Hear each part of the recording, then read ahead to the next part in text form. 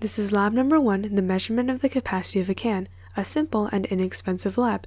The purpose of this lab is to use 3 different methods to determine the capacity of 3 cans, with each method being used on each can.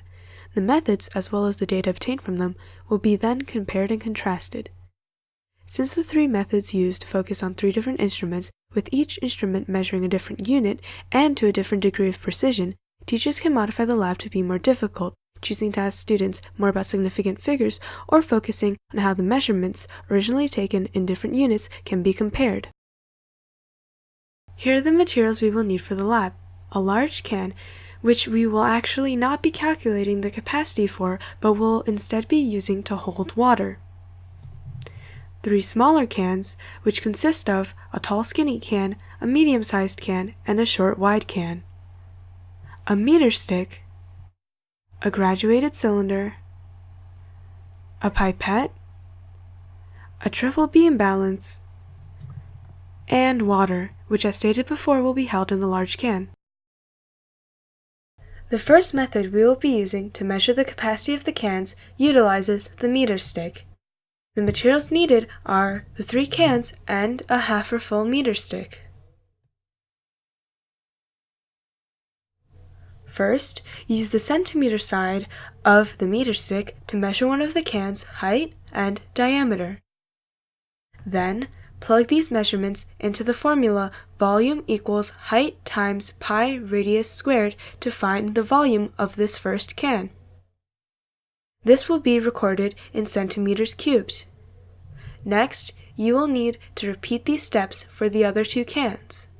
Remember, measure the height and the diameter in centimeters. The next method will utilize the triple beam balance. For this method, you will need the triple beam balance, the large can, and the 3 cans from before. Make sure there is water in the large can. Then, take one of the empty cans and measure its mass using the triple beam balance. Then, record it. Afterwards, fill this empty can to the brim with water.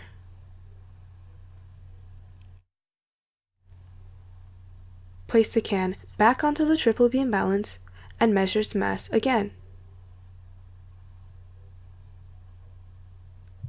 Then record its new mass.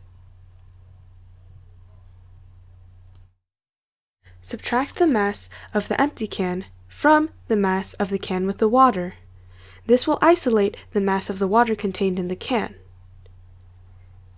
This will be in grams, however, which you will then need to convert into either milliliters or centimeters cubed.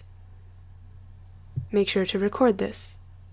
Afterwards, repeat these steps for the other 2 cans. This next method will utilize the graduated cylinder. For this method, you will need a pipette, a graduated cylinder, and the large can, as well as the 3 cans from before. First, you will need to make sure there's water in the large can. Then, you will need to use some of that water to fill up the graduated cylinder. You'll need to pour this water from the graduated cylinder into the empty can. You must repeat this process until the can is full, and make sure you keep track of how much water is being poured into the can. You can use a pipette to make sure the amount of water in the graduated cylinder is as close to a value you need it to be as possible, for example, 50 milliliters.